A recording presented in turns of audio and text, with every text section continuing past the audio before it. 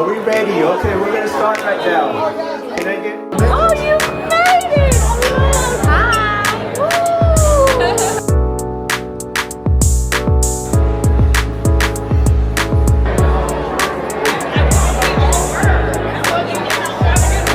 We have Martha Chen-Falch, Christophe Choo, and Samantha Huang. Good afternoon, everybody. Welcome to our breakout session. I'm from San Francisco, North Peninsula. I'm with Corcoran Icon Properties. Corcoran Icon Properties is a global luxury brand. I believe working luxury, you have to affiliate yourself with the right branding and also the right partners, the right business partners, because clients today are very well educated. They know what they want. What they want from us is something that they think we can give them that they don't have. My team is NextGen Properties. Part of NextGen is making something good even better. Keep pushing forward, right? When you provide that luxury level service, you get referrals from those clients that are going to push you to the next level. So after being 12 years in real estate, started with my background in marketing, that is my belief that you market yourself, you affiliate yourself with the right people, everyone in this room, and we will all get to the next level. Luxury today is about intentional living. What is luxury defined with the client? I recently helped my dentist purchase their first, they have investment properties, but this was a home that they were going to live in. And luxury for this client was walkability to schools. Schools was gonna be private for these kids, and they truly believe that. Not like a mansion, not anything fancy, was walkability to schools, so that was their luxury. And then another set of clients who are in AI, their luxury was open space. Open space, walkability to amenities like restaurants. They don't have kids yet. So that was their luxury, and they were willing to pay for a turnkey property that they just bring a toothbrush. So whether that client is looking for amenities or the property as a luxury, we have to start with a consultation. You start with that discovery call, you find out what's important to them, and you have to connect with that person. Buyers today have options. They go on Google, they go on AI, give me top 3 agents in San Francisco. I bet you there's gonna be like 50, right? Whatever you can scroll. So you have to show up, you have to have a presence online, and you have to connect in your discovery call. In that 30 minutes, it's really important. So that's luxury to me, is your service, is how you show up online and in person.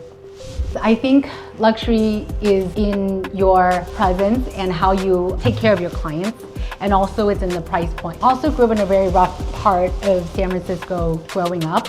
I started my business working exclusively with buyers. Really had to work from the ground up, sweat, equity, all of it.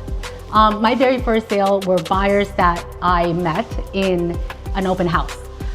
Their budget was $600,000. This was in 2013. It was decent. It was decent at that time. This was a teacher moving from Texas to California, and they were looking up and down the peninsula. I took them to San Francisco, then Daly City, South San Francisco, San Bruno, Pacifica, and back, just to find out where they wanted to live. So started in San Francisco to what we're calling suburbs, I call North Peninsula. And we found the property in Pacifica, they loved it. Built a relationship with the listing agent. Remember at that time, it was my first sale, new agent. Built a relationship with that listing agent, call my broker, have him make a call to the listing agent as well to say that we're experienced in this market. And we got into contract. The property, a sliver of it, the north end of the corner of the property was on a flood zone. The client goes, well, with that $100 more a month in flood insurance, I don't really know that I want to do that. And we worked together, rezoned the property, the seller paid for it, and got it out of the flood zone and closed. It was a 60-day close.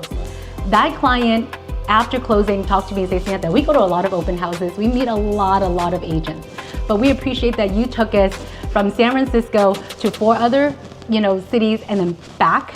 And we just love that level of service. So we remember you, and we were exclusive in our mind at that point on from that tour. So that was the luxury service that I will always remember. It was my first client. That was my only client. I had all the time in the world to focus on them, and they felt and they felt special. And I really want every client to feel that way, even if I'm working with 20, 30 clients now at a time. My trajectory is a little slower, so I worked exclusively with buyers. And then in 2019, a referral came to me with a seller. She owned a mansion in Richmond of San Francisco. This mansion had the mansion itself and an au pair next door. They subdivided, sold the au pair some years back. And this mansion had so much love and history. There was even in the dining area, there was a little button that the lady at the table stepped on, and the people came, right, to serve the table. So it was so much history, but it needed a lot of work because it was deferred. She was getting older with age, and she's not able to take care of it. But we still painted, took out all of the personal items, staged it. And while doing the open house, I agree with Shane, mindset is so important. I told myself during open house that the person, it's San Francisco, the person that walks in, you're not gonna know they have money. Lo and behold, walks in a single gentleman, t-shirt, torn pants, Croc shoes. He's the richest one. He's the richest one in the room. He walked around and I just, greeted him and say, hey, can I help you with anything? Any questions on this property? There's so much history. He goes, I like the 5-car garage. I'm gonna bring my wife back. He calls his agent, who's a well-known broker in San Francisco at that time. They came in on a private tour, made an all-cash offer the next day. My clients are so happy, and they've since then referred me several clients. So that's the trajectory, I think. Just come from the heart, your clients can feel it. Doesn't matter if it's a $600,000 home, the millions and the millions, multi-millions will come. You never know what your clients' networks are. Luxury clients, I think in San Francisco, luxury clients are really good negotiators. They're used to making the deals. They're used to working with different facets of the business. They're very well educated. They're very well rounded. What they want us for is to let them know we are the experts. What we think their property is worth. They always have the best house. Doesn't matter if it's the luxury condo, doesn't matter if it's a luxury property. Everyone thinks they have the best house, right? We have to be reasonable. We have to come up with numbers. We have to be resourceful to show them what is the outside of the box marketing, numbers, approach that we have to come with. They appreciate that. I think working with luxury client is just coming up with a good value proposition, and it is a dance. It is a dance. To get to the end goal without being confrontational and getting to agree with each other. One Corcoran saying is live where you are. So I agree. As you start at your starter home, as your career trajectory grows, you're gonna make 1 or 2 moves. And that second or third move gets you closer to that network you're looking for. Whether it's the kids' schools, whether it's the community events, it's gonna get you closer to that. After a couple moves, I am also now in that category of donations, meeting the right people at the right places. It's all going to come naturally. For some agents, if you want a shortcut, here's the shortcut. Partnerships. There are top agents in your marketplace, aren't there? Aren't there luxury agents in your marketplace? Join a team. Work with the luxury buyers that your team leads have. That gets you in sooner. Partners. If you are a top agent and there's another top agent that you work well with, is there a partnership opportunity? Or is there a geographic partnership opportunity to give you more coverage?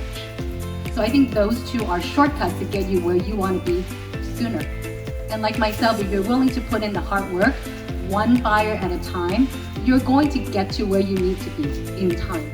And everybody's trajectory is different. You will get there. You're gonna manifest it. But walk. You have to walk before you run. So I was commuting, literally I'd leave at 6 o'clock in the morning, because I could leave at 6 a.m. It would take me 25, 30 minutes to get to the office by 6:30. Do my work, I could leave at 4 before traffic, get home, pick up my wife, come back to Beverly Hills for a party, back and forth. But finally, I was tired of that, so we moved to Beverly Hills.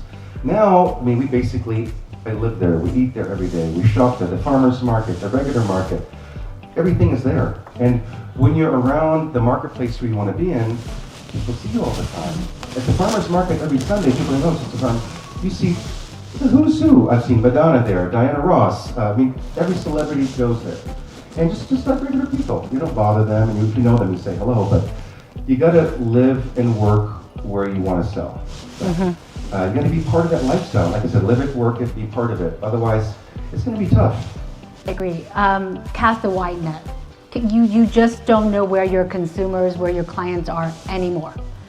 There are people still picking up that real estate magazine and read it, and it's gonna pick their realtor from there because they've seen it time and time again. We have a really big agent in our market, and all he does is scratch pads. Scratch pads work because you see that person time and time again. You start to feel like you know them, or you've seen them at open houses.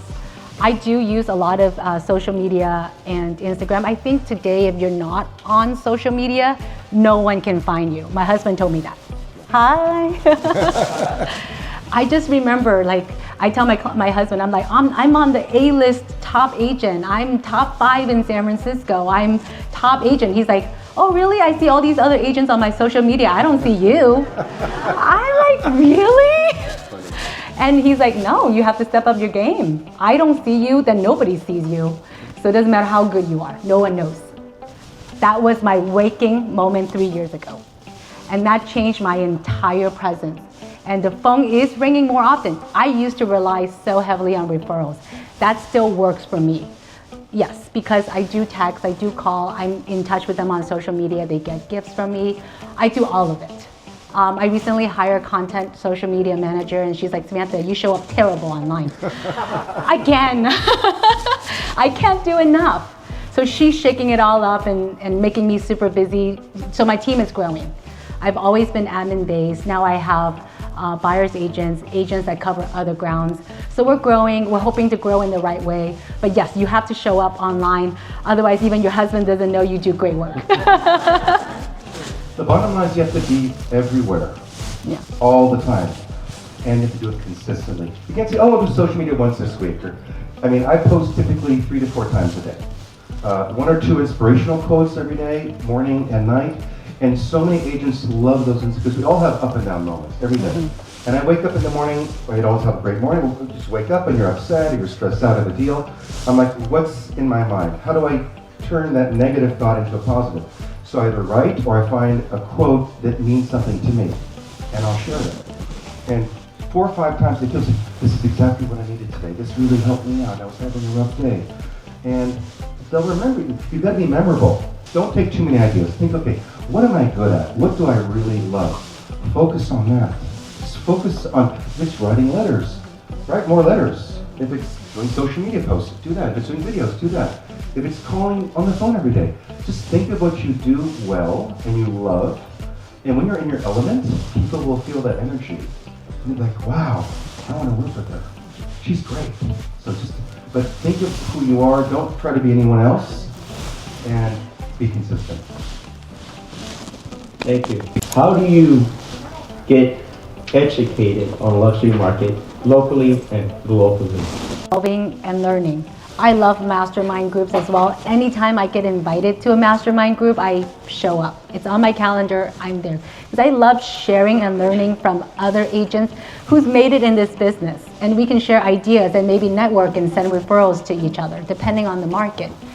I also do something a little bit simpler, which could be just rip off and duplicate. We follow a lot of really top producing agents around the world.